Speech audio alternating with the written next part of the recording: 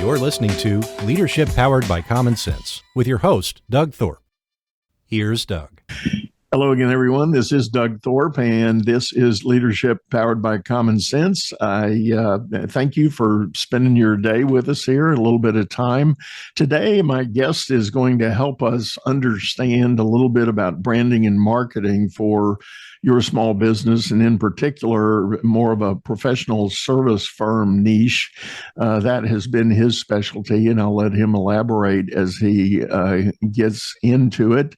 And Leonard, I did a fail in the green room. I didn't ask the correct pronunciation of your last name. Introduce yourself to everybody. Thank you, Doug. My name is Leonard Scheiner. Scheiner, okay. Easy enough. And it's up on the screen now for those of you watching the video. But Leonard, welcome to the show, man. And apologies for that little stumble there on my part. Not a worry at all. Pleasure to be here. Thanks for having me, Doug. Yeah, you bet. So Leonard and I were talking in the green room. He's got an interesting story in his journey. And as most of you know who have followed my show, we do like to get the guests to give us a little bit of that backstory to understand the journey that got them to where they are right now and inspired what they're doing. So Leonard, tell us that recap. Yeah, so I think that I probably started where a lot of us start, right? I was in a small town. For me, it was a town in Central California. And I like to joke saying that we had 2 horses and 1 watering hole, right? It was a really small town. And I started there, but then quickly shifted down south into the Los Angeles area. And that's really where I spent a lot of my growth years. So I started at an intern level at a law firm and then worked my way up from there and really enjoyed the idea that I could help people in all different areas of their life, right? So I kind of had an akin to law. I liked law because it showed how we can have order and process in really everything. If you're making money, and there's laws for there. If you're losing money and you're in bankruptcy, there's laws there. If you're getting into a relationship or getting out of a relationship, right? Like with divorce, you really have structure in all these pieces. And I really thought that it was so interesting, right? It was like an endless pool that I could swim in. And so I went to university, studied communications and marketing, went to business school. And while I was at a law firm and kind of ended my in-house law firm stint as a CMO for an international firm based in Beverly Hills. And also, during that process of going through different firms, I was also at a creative agency, which let me see the Hollywood branding, the Hollywood PR side of things, and how we take a brand and create the personality and then monetize it. And so I'm really grateful for the journey that I've had. But all of this is crescendoed into what I do today, which is run Geek House, which is a PR digital marketing agency based in Los Angeles.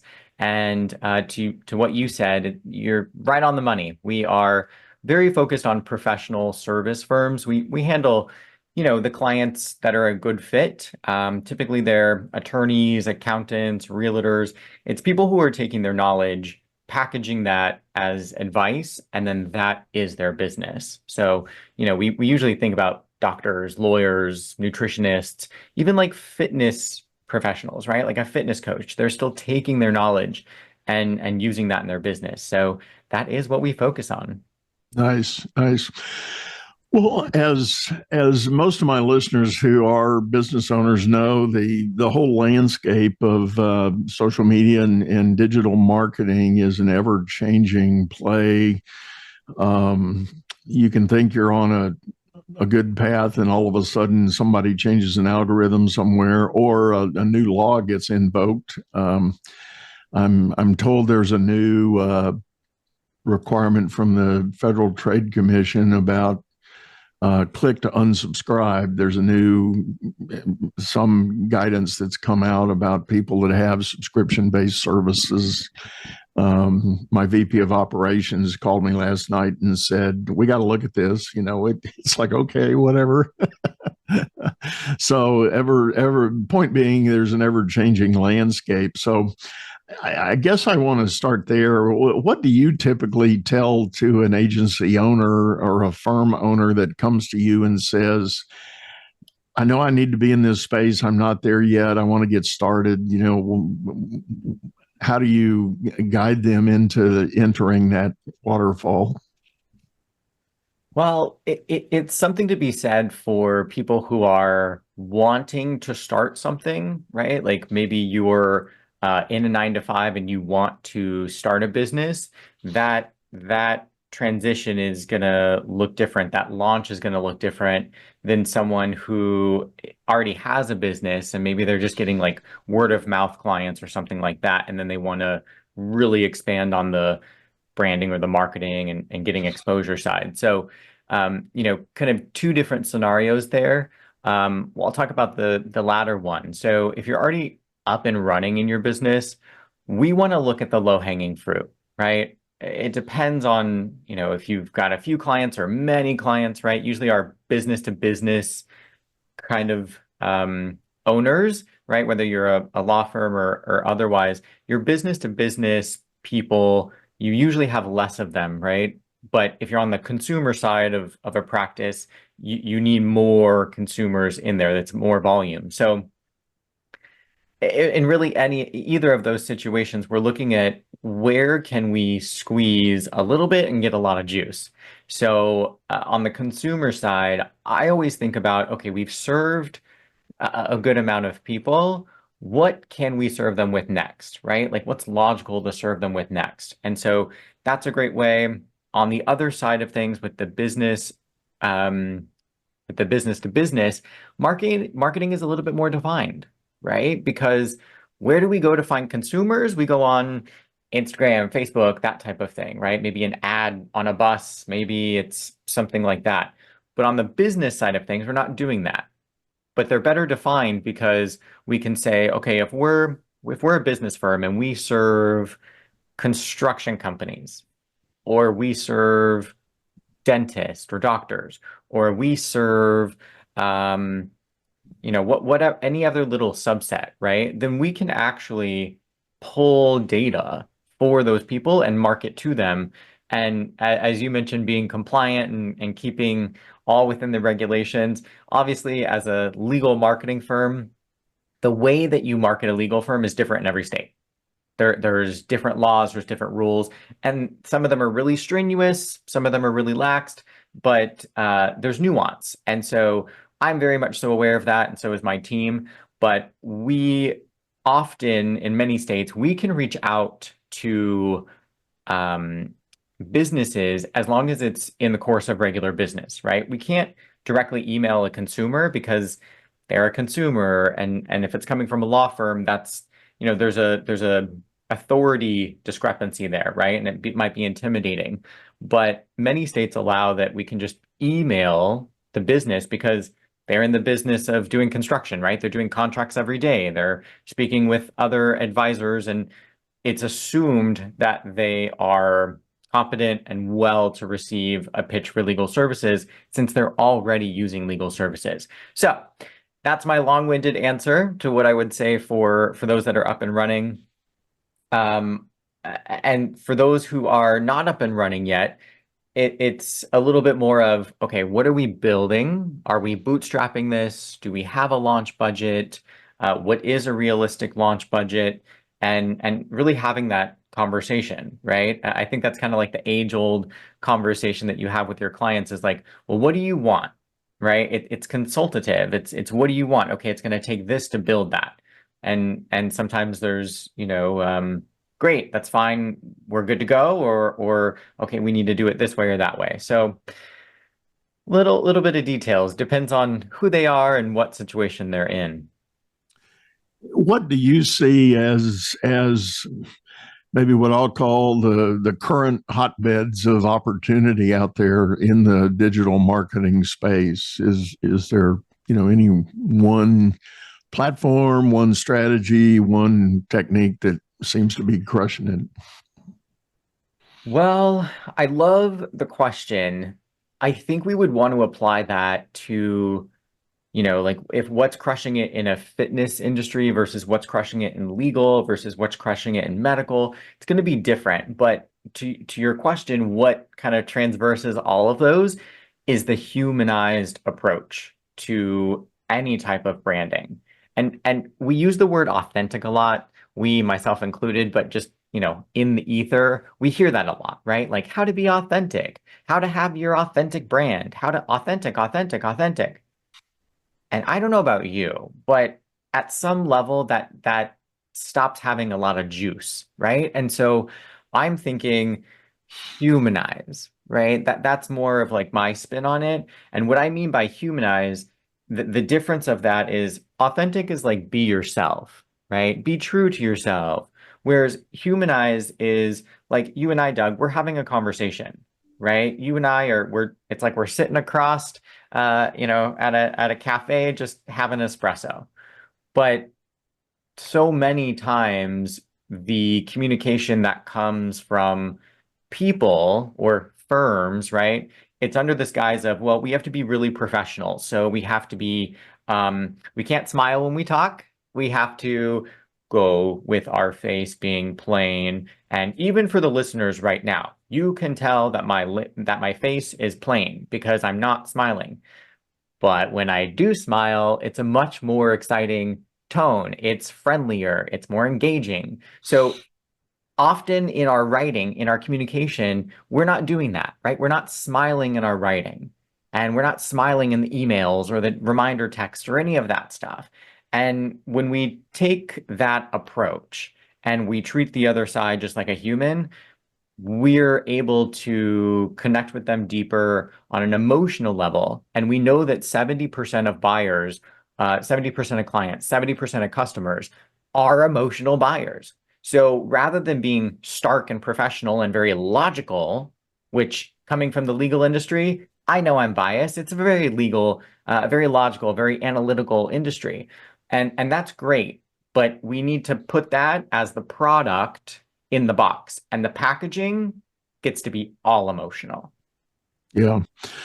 And part of that reminds me of the training or the strategy or the messaging that came out from is it Dan Miller or Don Miller? I always get it mixed up. Dan Miller's Story Brand. Don Miller. Don Miller, yeah. Pardon me, Don. But when that book came out, for many it was a bit of a revelation because Don's premise was, if you want to get your marketing right, it's always about the story. But guess what? If you're the business or the provider, you're not the hero of the story. Your potential customer is the hero of the story. You're the Obi-Wan Kenobi that's going to help them conquer the Force, and that's the angle of the story you need to tell. You're the Sherpa, you're the sensei, you're the whatever, but the ultimate story is not yours, it's the customers. And so pivoting the whole script to speak in the customer language, and that's where you get into talking about identify their pain points or show them the vision of, I've heard it talked about heaven and hell, and all that, from a marketing strategy standpoint.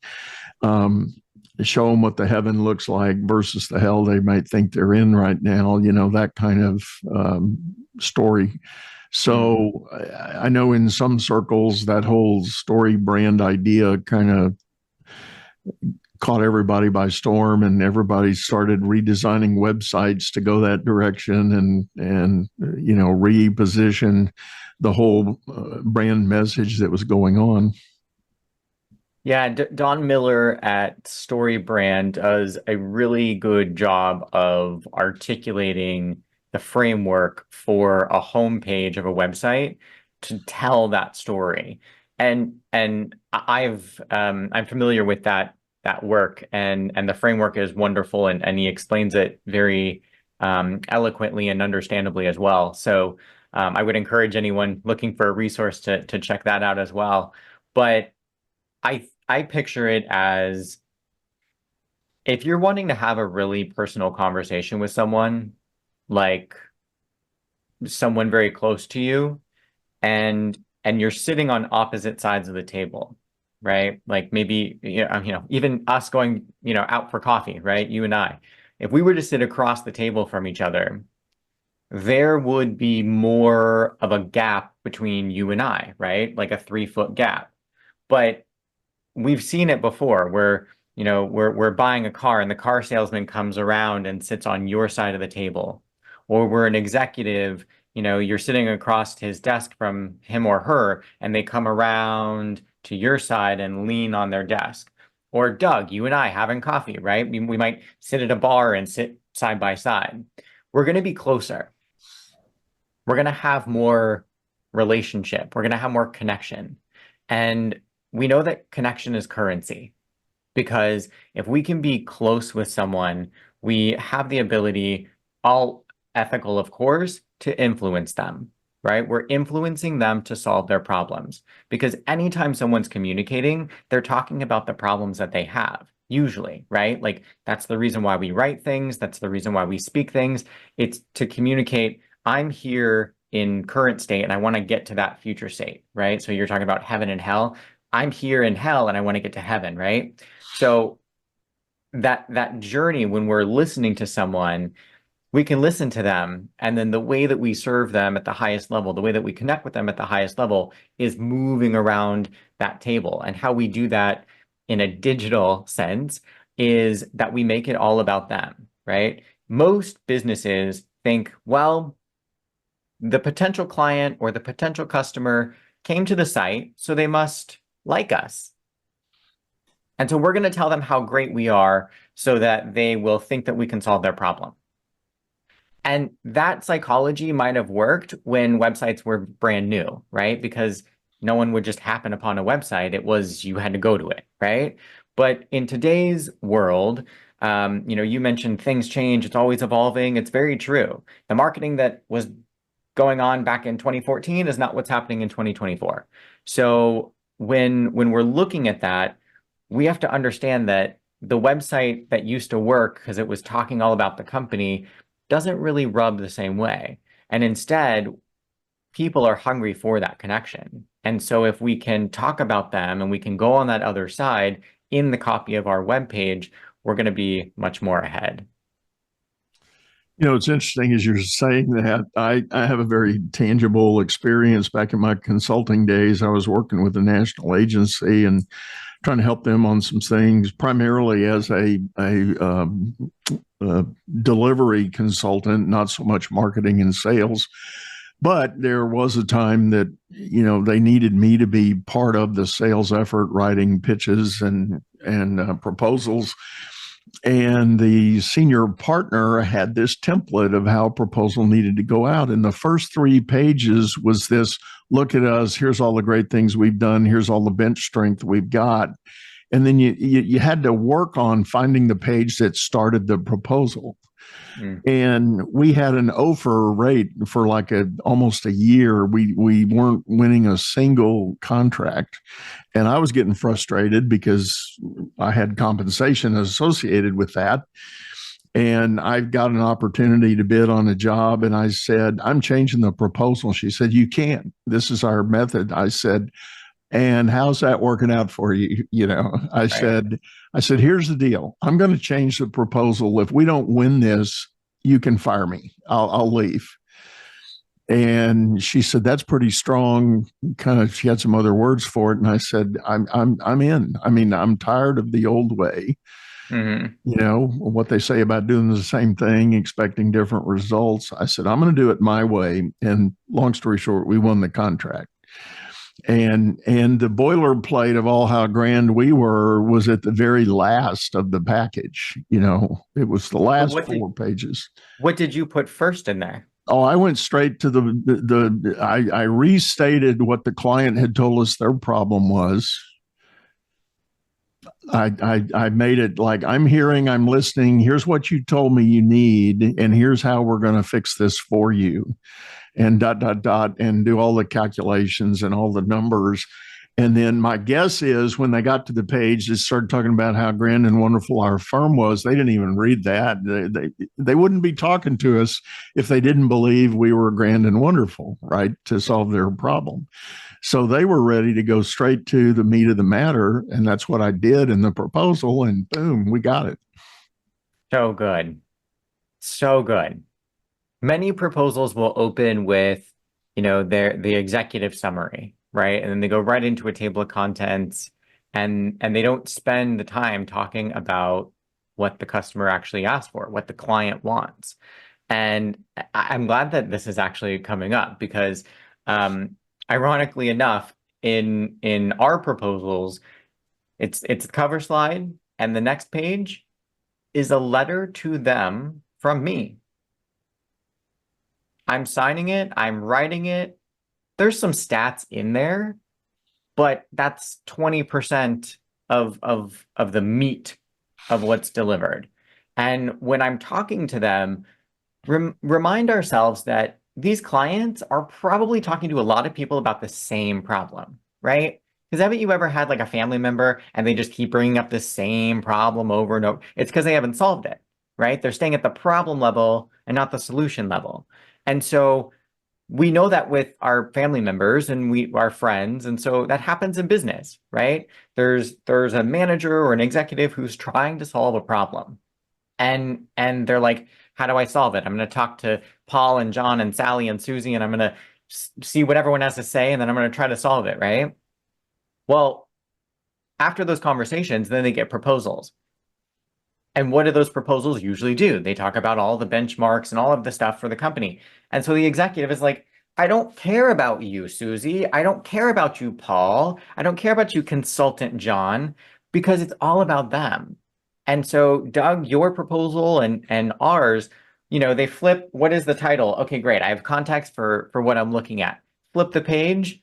Hi, you, the person who's going to be hiring us. Hi, you. Right? Today, I understand where you are and where you want to be.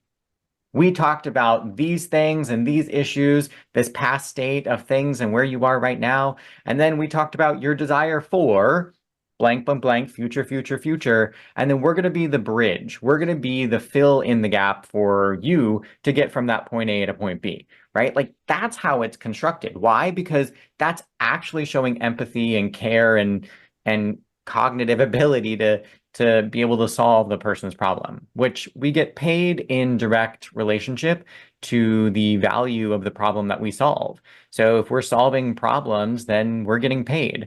If you're not getting paid, just like you weren't with the first proposals that were being sent out by that organization, it's because they weren't solving the problem for that potential client quick. The attention span is so quick. Yeah. Well, and it was ironic because we did have a talented bench. We did have skilled ability to, solve problems and do great things for people, but it was failing at the pitch point, that we couldn't get to market and create those opportunities because of the way the decks were being presented. And it just, part of me in the subsequent discussion I had was, let's trace the logic just a minute. A customer says they think they've got a problem. They believe, for whatever reason, we might be a good solution for them, else they would not have reached out to us. This is not a cold call arrangement. We need to immediately go into demonstrating our connection with them and be empathetic, be aware, be cognitive of what they're telling us, not what we want them to hear. It's kind of, what's the phrase? Sell them what they want, but give them what they need, that kind of strategy. We have to meet people where they're at. And someone who can benefit from, like the listeners here today, right? Every listener has something that they do. They're knowledgeable. There's a service. There's something that they're doing for their business, right? They're in business, most of them. And so we have to meet our customer or our client where they're at, because the people who would benefit from what we do are on a spectrum. and the way that one end versus the other end of that spectrum communicate, are educated about the solution, are knowledgeable about, the process to get to the solution. All of those things are different. And so as marketers, as communication, psychology type of thinking, we want to make sure that we're peppering that pretty evenly, right? We're going to look at where the most amount of people is strategically as a marketer. I'm going to look at where the most amount of people are, and I'm going to say, if that's where the biggest pool is, I'm going to gear our general marketing message and our general communications. I'm going to fire in that direction. And then, so what does that look like in a firm? So I had a meeting just the other day with an estate planning attorney, and she said, probably 80% of our clients are 65 and above, and they're at that, age where they're like, we need to start making some plans for the next step. And she said, probably then about 10% are, 40, maybe like 45 to 65, and then the other 10 are under that, right? So really 80% of her business comes from 65 and above, right? So we're going to talk about things like legacy. We're going to talk about things generational. We're going to use that type of language versus protect your family, plan for the future, which is language that we might use for a 35, 40-year-old, 35-year-old. Right. 35, 40, yeah. Right. So when we look at those, the bell curve of where our potential clients are, we want to shoot the messaging there and really speak to that. And what I really like to think about is that you can create a one-to-many relationship. What do I mean by that? You can be one person and speak to many. You can send an email, you can do whatever you do, but you're always talking to the one person on the other side. I very specifically, when you get an email and it says, to all members, it doesn't sound personal at all, right? It's like, okay, right? Like, think about Costco. If they sent out a mass email and they were like, dear members, you'd be like, this is going to millions of people. Okay, I'm going to look and glaze over. Next. I'm not going to spend much time. But if Costco sent you a message and it didn't have all these graphics and it wasn't all like HTTP, designed, and it was just like a cold, like a plain text email, and it said, "Hi, Doug," you would read that because you would think that maybe someone from their corporate was reaching out to you about something specific or whatever, right? You would take it with more weight. So that can all be automated, right? This is all doing it at scale. It's one to many. So we can create that one to many relationship. That's what I encourage our clients to do, even if they're, just thinking about starting or if they're in business, definitely. Yeah. Leonard, this has been great, man. We're about up on time for today, but thank you so much for sitting in. Tell people the best way to get a hold of you. Well, the best way would probably be to come to one of my trainings. I do trainings pretty regularly, and we've got the next one coming up here in a few weeks. And so if you want to head on over to podcastguestintensive.com, I show you how to leverage your knowledge. Again, we're taking people, service-based business owners who have that expert level knowledge. So I teach you how to take that and then translate it into podcast guest appearances. And then further than that, how to leverage that and get quoted in the media like ABC, CBS, USA News. And so it's a way to position yourself differently from all of your competitors, right? We usually compete over Google reviews, right? It's like who's top on the map? Who has the most Google reviews? Who has the highest rating? I've got 4.3, you've got 4.9. Oh no, I need to catch up to you, right? But that's wonderful. What happens when people get on your site, right? Today we talked about telling that story and not having you be the hero. But you know what is a really nice, subtle, subconscious way to do that is having media logos as featured on Forbes, ABC, CBS, Fox. And so that is what we do. I train on that. Like I said, I run a PR firm. So I start with the podcasting part of it, let them get their feet wet, and then we transition to how you can do it yourself and get in the press. So podcastguestintensive.com. Or if you want to check out our website, it's Go Geek House, Go G-O, Geek, G-E-E-K, and then house we spell differently, H-A-U-S. So gogeekhouse.com. Great. Well, as always, folks, we'll have those links in the show notes. So hop down when you get a chance and mash the buttons there, and you can get over to visit with Leonard and or his team. But one last time, Leonard, thanks for sitting in, man. Really appreciate your insight. Thank you, Doug. It's been a pleasure. And with this, folks, we're going to wrap up. I do like to remind you, if you're listening on your favorite streaming service, we do have a video version over on YouTube, channel by the same name, Leadership, powered by Common Sense. Hop over there, check us out, leave us a comment, give us thumbs up, thumbs down, whatever, and look forward to hearing from you. But for today, we're going to sign off, tell you, go out there, make it a great day. Bye-bye. You've been listening to Leadership Powered by Common Sense, hosted by Doug Thorpe. If you would like to know more about the coaching and advisory services he provides, visit dougthorpe.com.